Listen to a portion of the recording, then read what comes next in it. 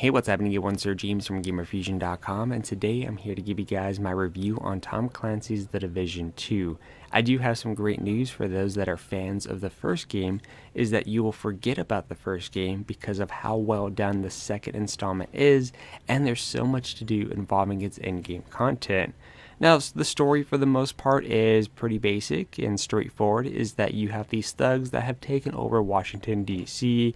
You were called to aid to help assist the situation by helping replenish the settlements that are located throughout, and of course bringing peace once and for all. However, you will find, especially upon reaching the in-game content, that peace isn't going to last much longer because a new threat will be looming about. But I will say that as far as the environments go, it's a nice change of pace to have a new setting, and Washington DC, and based on all the landmarks that you get to see, all the locations and so forth, are quite wonderful to check out.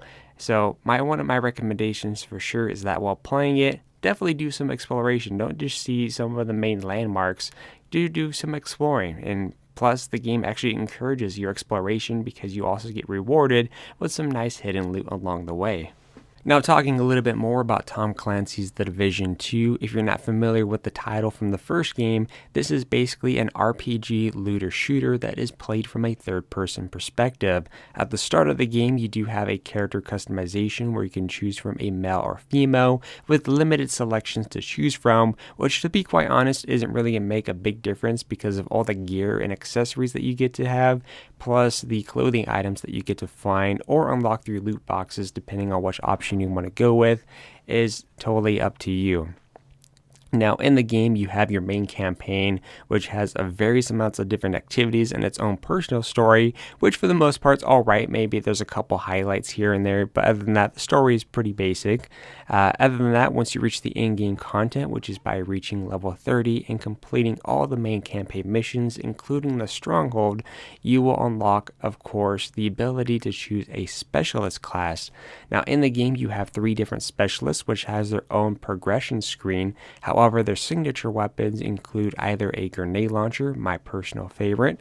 You also have the crossbow, and of course a powerful sniper rifle. And of course, you don't have to worry about creating 3 different characters to utilize these, since you can only have one equipped at any point that you want to try out something different. You just have to go back to the White House and select which one you want to go for. The game also, of course, has its dark zones. This time around, instead of one massive dark zone, this is actually divided into 3 different sections, which honestly I actually quite like. So if you're a big fan of the dark zone, of course, do keep in mind you have 3 different zones that you can get into. For those that are not familiar with the dark zone, it is considered a PvE and a PvP area, meaning that you can go and face off NPCs and you may run into other players along the way. However, this is where things could be quite interesting, is because depending on your actions, you have a chance to go rogue, or if the other player that you run into is up to no good, they have a chance to go rogue, which basically means that they are a threat or you're a threat depending on the situation, but you have a chance to acquire gear that is in the area, and of course evac by chopper, or maybe hunting down other rogue players. The game does offer its own reward and tier system for that, for those that love that area. However, if that is not your personal favorite, then the main PvE section is definitely going to hold you over for quite a bit, because there's a wide range of missions. There was a ton of different side activities, from either doing the strongholds, taking over territories, aiding refugees, and so many different things. On top of that, the game will have an upcoming raid, which will involve an 8-man squad, which is actually something I'm really excited for, to see how that's going to turn out.